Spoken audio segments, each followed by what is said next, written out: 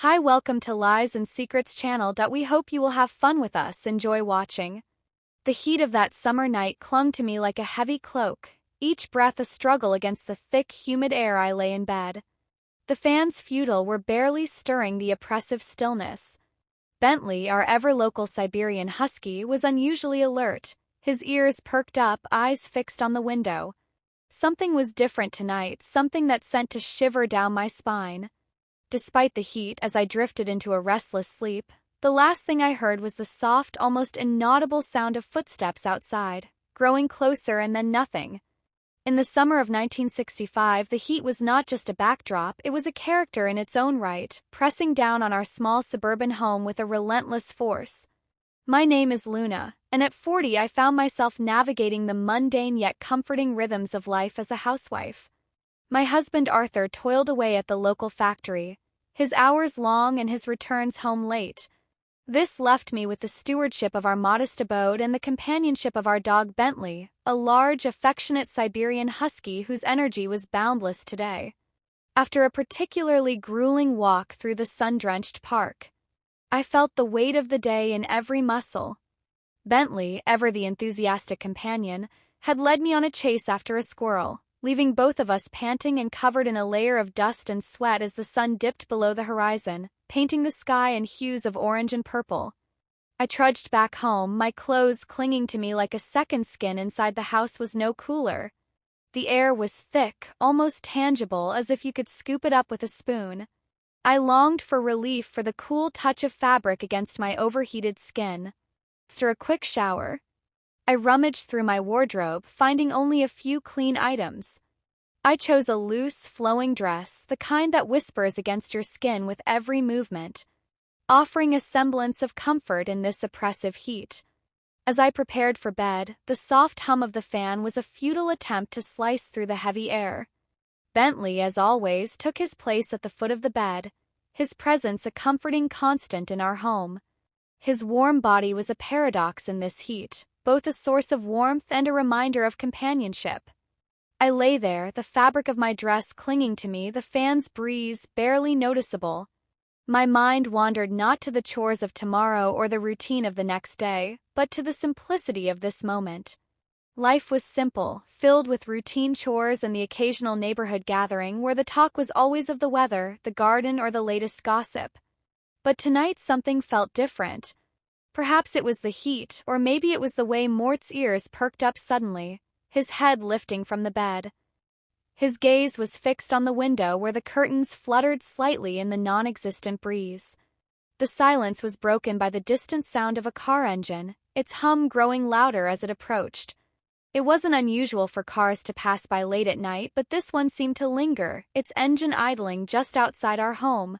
My heart skipped a beat, a mix of curiosity and an inexplicable sense of foreboding, creeping up my spine. I sat up, the dress slipping off one shoulder, the cool air from the fan now feeling like a caress against my skin. Bentley's tail thumped once, then stopped, his eyes still locked on the window. I listened, the night suddenly alive, with sounds I hadn't noticed before, the chirping of crickets, the rustle of leaves, and now the soft, almost inaudible footsteps outside. What could possibly go wrong on such an ordinary night? Question echoed in my mind, a whisper of doubt in the stillness.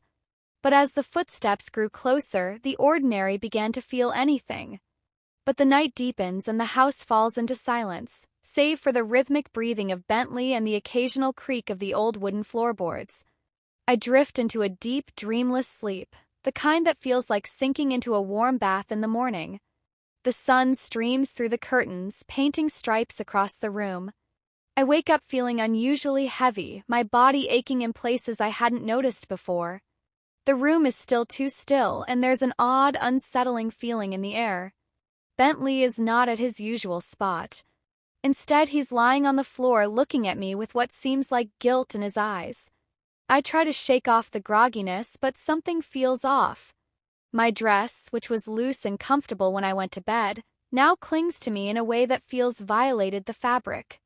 Once a gentle whisper against my skin, now feels like an unwelcome touch, as if someone else had been here rearranging the very fibers of my clothing. I sit up the room spinning slightly, my mind racing to piece together the fragments of the night. The last thing I remember was the sound of footsteps outside, the lingering hum of a car engine. Had I dreamed at all? The unsettling sensation in my gut tells me otherwise. I glance around the room looking for signs of disturbance. The window is slightly ajar, the curtains fluttering in a breeze that wasn't there last night. My heart pounds as I notice a small muddy footprint on the carpet near the window, a stark contrast to the otherwise pristine room. Bentley whimpers softly, his eyes still fixed on me as if he's trying to communicate something. I reach out to him, my hand trembling, and he nozzles it gently, his warmth of small comfort in the cold realization that something or someone had indeed been in our home.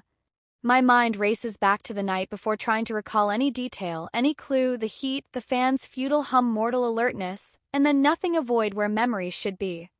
I stand up, my legs shaky, and walk over to the window. The garden outside looks the same, yet everything feels different.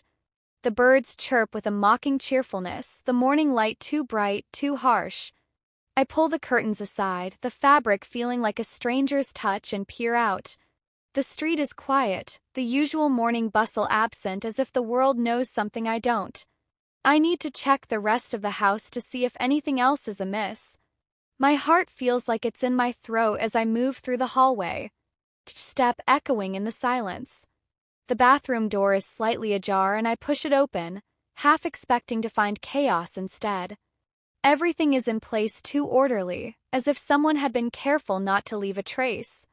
Back in the bedroom, I sit on the edge of the bed, the mattress dipping under my weight. I look at Bentley, his eyes now filled with a mix of concern and something else, something I can't quite place what happened last night. Bentley. I whisper, more to myself than to him. His ears perk up at the sound of my voice, but he doesn't move, just watches me with that same haunting gaze. I need to call Arthur to tell him something's wrong, but my hand hesitates over the phone. What would I say? That I woke up feeling violated, that our home, our sanctuary, might have been invaded? The thought sends a chill down my spine. The reality of it too stark, too real.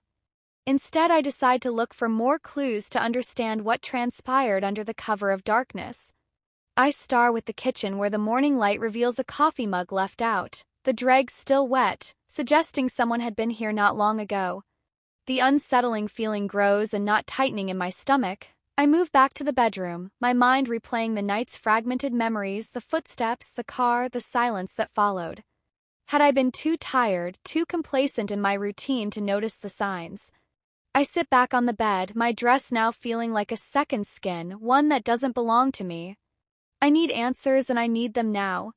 But first I need to calm down to think clearly. I take a deep breath, the air thick with the scent of last night's heat, now mixed with something else, something foreign.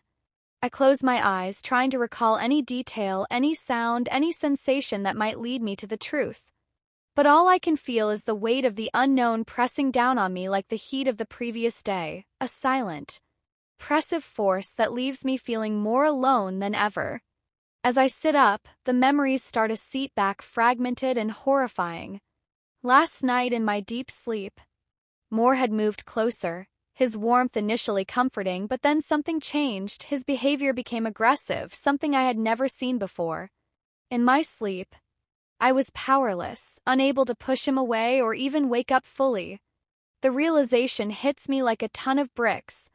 Bentley, our beloved pet, had violated me. The shock is overwhelming. I feel a mix of betrayal, confusion, and an unspeakable disgust. How could this happen? Bentley has always been so gentle, so protective. I look at him now, and he seems to understand the gravity of what he's done. His tail not wagging, his eyes downcast. His usual vibrant energy is replaced by a subdued demeanor, as if he knows he's crossed a line that can't be uncrossed. I need to tell Arthur, but how? How do you tell your husband that your dog, the one you both love, has done something so unthinkable? My heart races and my hands shake.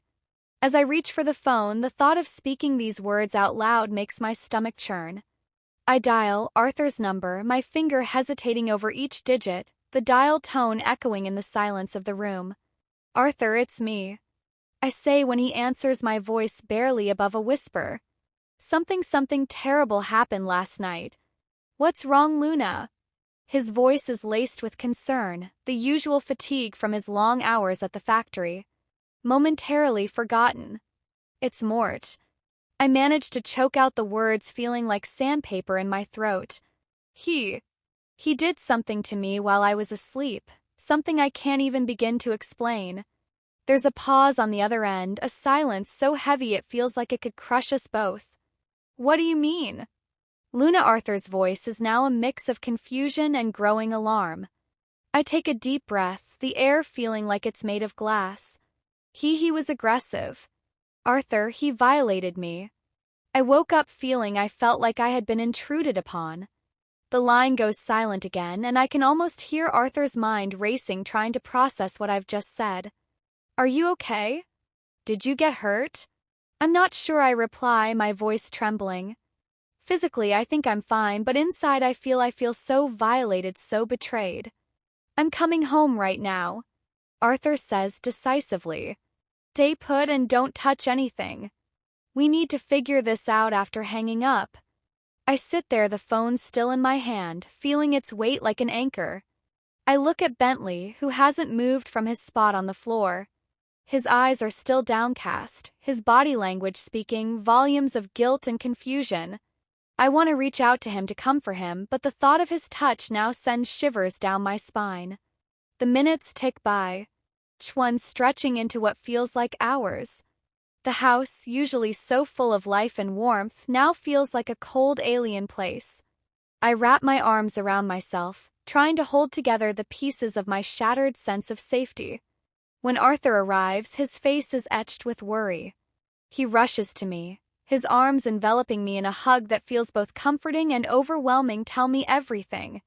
He urges, his voice a mixture of anger and concern. I see out the night. Every detail I can muster, from the sounds outside to Mort's unusual behavior. Arthur listens, his face growing more somber with each word. When I finish, he looks at Bentley, then back at me, his eyes filled with a storm of emotions.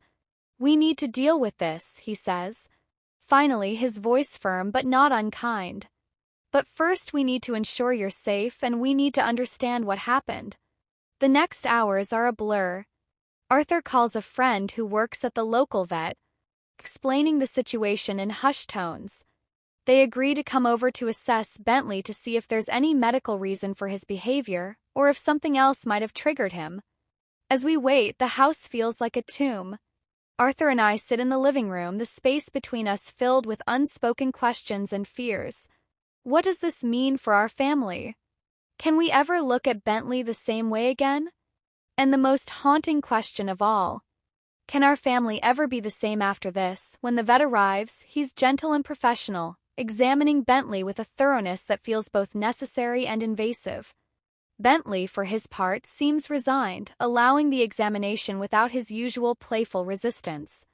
Through what feels like an eternity, the vet sits with us, his expression grave. There's no clear medical issue that would explain such behavior, he says, but animals like humans can react unpredictably under stress or fear. It's possible something outside. Perhaps those sounds you heard might have triggered him. Arthur nods, his jaw set. What do we do now? The vet sighs, looking between us. You need to decide if you can trust him around you again. If not, there are options. But remember, this was an isolated incident, and with the right steps, rehabilitation might be possible. The room falls silent again, the weight of the decision pressing down on us. Can we forgive? Can we forget? The questions hang in the air unanswered as we both look at Bentley, who now lies quietly, his head on his paws, as if he too is waiting for our judgment. The day drags on with me in a state of shock. I avoid Bentley, unable to look at him without feeling a surge of revulsion. Arthur comes home. His usual cheerful demeanor, a stark contrast to the turmoil inside me. I try to act normal, but my heart isn't in it. Dinner is a quiet affair, the silence between us heavy with unspoken words. After dinner, as Arthur relaxes with a beer, I muster the courage. Arthur, we need to talk about something serious. I begin, my voice trembling. He looks at me, concern etching his features. I take a deep breath, the words tasting bitter as I forced them out last night. Something happened with Bentley. He was different, aggressive. He did something to me while I was asleep. I paused, the weight of the words hanging between us. He violated me. Arthur. I woke up feeling. I felt like I had been intruded upon. Arthur's face drains of color, his beer forgotten on the table. Are you okay? Did you get hurt? His voice is a mix of shock and concern. I'm not sure, I reply, my voice barely above a whisper. Physically, I think I'm fine, but inside I feel so violated, so betrayed. Arthur stands up, his movements slow, deliberate. He walks over to me, his eyes searching mine for any sign of what to do next. I'm so sorry. Luna. I don't know what to say. What do you want to do? I shake my head, tears welling up. I don't know, Arthur. I just know I can't look at him the same way. I feel unsafe in our own home. Arthur pulls me into a hug, his arms tight around me as if trying to shield me from the world. We'll figure this out together. We'll find a way to make you feel safe again. The evening stretches on the air, thick with tension. Arthur suggests calling the vet again, perhaps for more advice or to discuss options for Bentley. But I'm hesitant. The thought of Mort's presence in our home, now a source of dread, we could consider rehoming him. Arthur suggests gently watching my reaction, or maybe there's a facility where he could get the help he needs. The idea of Bentley leaving our home, our family, feels like a betrayal in itself, yet the thought of him staying, of living with this constant reminder, is unbearable. I don't know, Arthur. I need time to think. As the night deepens, we sit in silence, the only sound the ticking of the clock each second, a reminder of the decision that looms over us. Arthur holds my hand, his thumb tracing circles on my skin, a silent promise of support. I'll support whatever you decide, he says. Finally, his voice steady, but his eyes reflecting the turmoil inside. We'll get through this, Luna, together. The weight of the decision presses down on me, much like the oppressive heat of the day before. I look at Arthur, his face a mixture of resolve and pain, and I know that whatever we choose, our lives will never be the same. Trust, the safety, the simple joy of our family life. All of it has been irrevocably altered. Can we ever go back to how things were? I ask, my voice breaking the heavy silence. Arthur looks at me, his eyes filled with a sorrow that mirrors my own. Maybe not back, but forward. We'll find a new normal, one where you feel safe and secure. The room feels colder now, despite the lingering summer heat. I now nod, trusting my voice to speak. The decision isn't just about Bentley. It's about us, about healing, about moving forward from a nightmare that has invaded our sanctuary. As we sit there, the future uncertain, I realize that the path ahead will be fraught with challenges. But with Arthur by my side, there's a glimmer of hope, a chance to rebuild our lives. Even if the foundation has been shaken, the night deepens, and with it, the resolve to face whatever comes next together. We'll navigate this new, unsettling reality, seeking a way to mend what has been broken, to find peace in a home that no longer feels entirely like our own.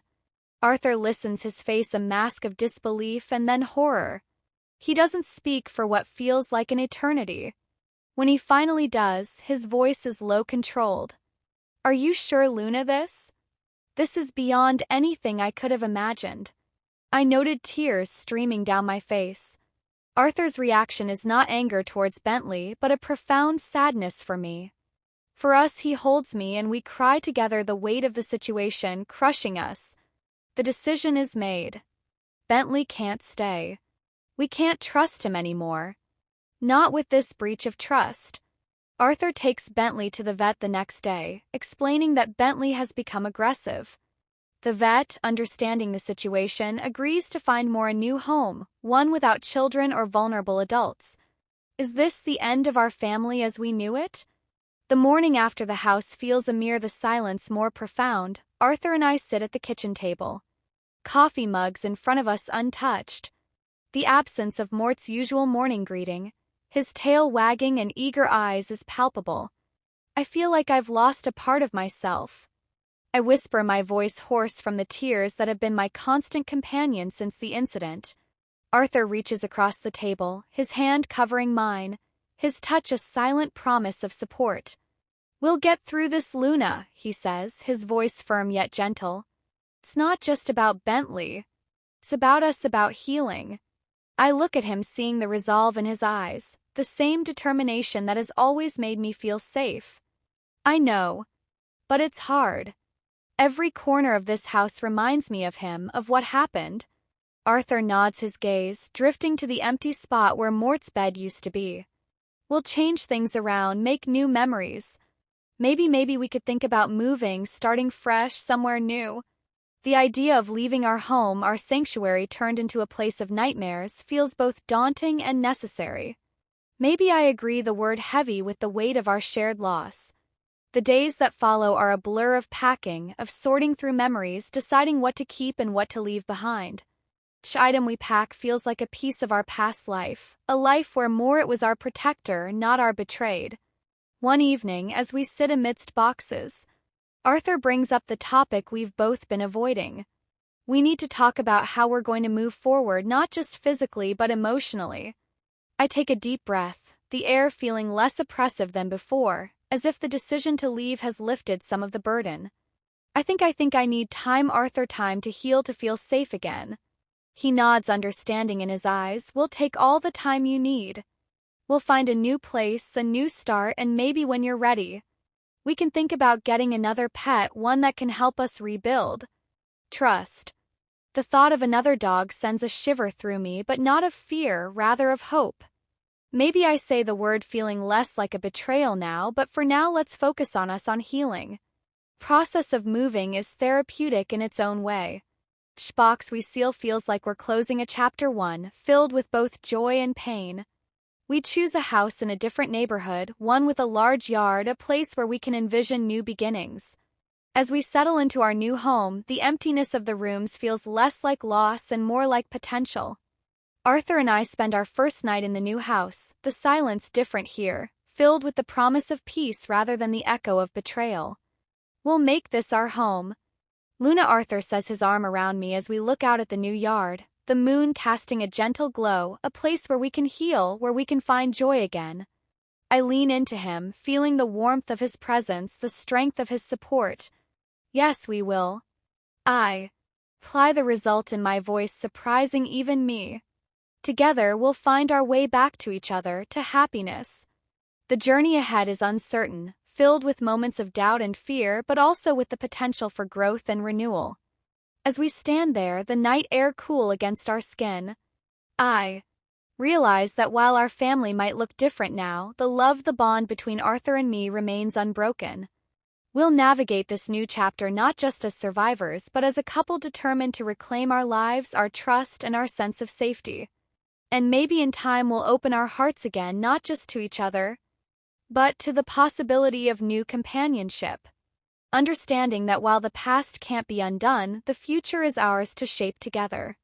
We'll find a way to mend what has been broken, to find peace in a home that now feels like a sanctuary once more. In the days that followed, the silence in our new home was a stark contrast to the life we once knew.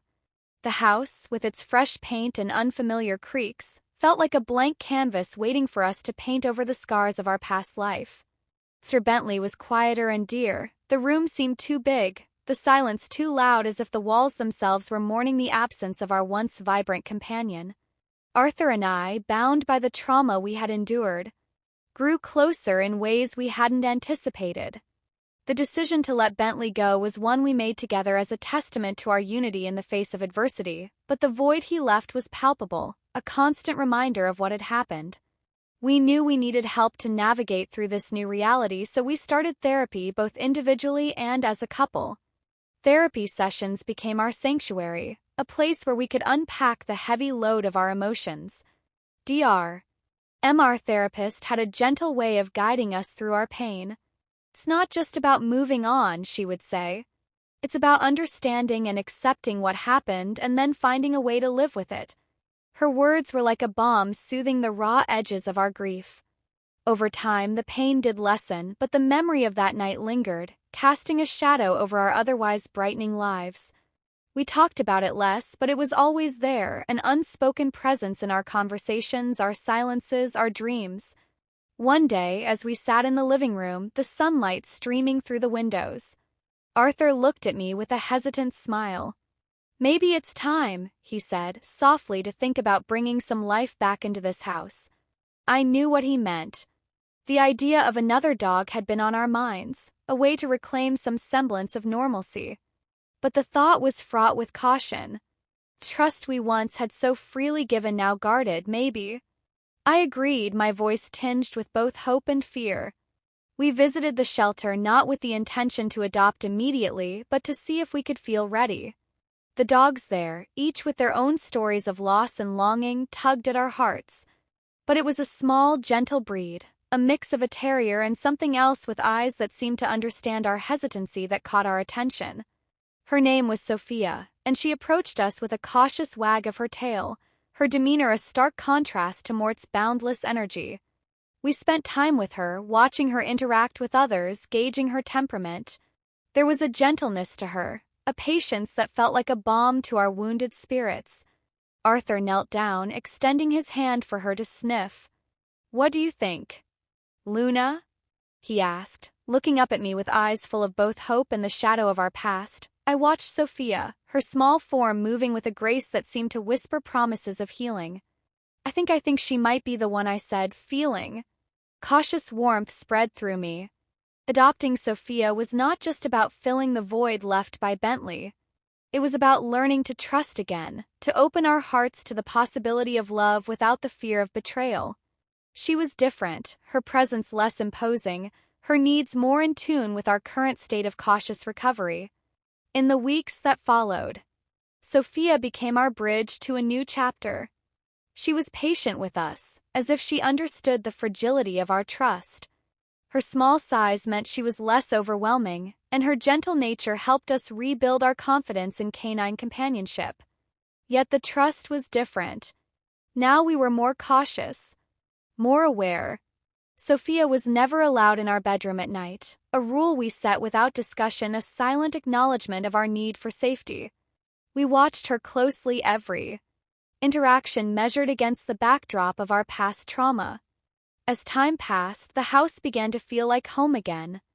Bellow's playful barks and the soft patter of her paws on the hardwood floors brought life back into the silence. But the incident with Bentley remained a dark chapter in our story, one we had closed but never forgotten. Therapy continued, and with each session we learned more about ourselves, about each other, and about the resilience of the human spirit. Dr. Emma often spoke of scars not just on the body but on the soul. Scars tell a story. She would say they are not just reminders of pain but also of healing. And so we learned to live with our scar not just on our hearts but in our home. The house, once a place of nightmares, slowly transformed back into our sanctuary. We redecorated, changed the layout, made it ours again, but with an understanding that some wounds might never fully heal. Can we ever truly move on from such a betrayal? It's a question that lingered in the air like the scent of the first spring flowers after a long, harsh winter. Perhaps moving on isn't about forgetting but about integrating the pain into the fabric of our lives, allowing it to coexist with joy, with love, with the simple act of living. Sophia, in her own way, helped us answer that question. She was not Bentley, nor could she replace him, but she was a new beginning, a symbol of our capacity to love again, to trust, albeit with a different kind of caution. As we sat in our backyard one evening watching Sophia chase after a butterfly, Arthur took my hand. "We've come a long way, haven't we?" he said, his voice filled with a mix of pride and relief. "Yes," I replied, squeezing his hand, "and we'll keep going together." The night deepened around us, the stars beginning to twinkle in the sky, and for the first time in a long while, I felt a peace settle over me. It wasn't the absence of pain, but the presence of hope, of resilience, of the quiet strength that comes from knowing you've survived something that once seemed insurmountable in this new home. With Sophia by our side, we were not just survivors. We were rebuilding, reshaping our lives into something new, something that acknowledged our past but was not defined by it. Together we would find our way not back to how things were, but forward into a future where the scars of our past would serve as reminders of our strength, Our love and our unyielding capacity to heal. My story ends here. If you feel that this story is meaningful and brings useful lessons, please like and subscribe to the channel to support me. Thanks for listening and see you in the next videos.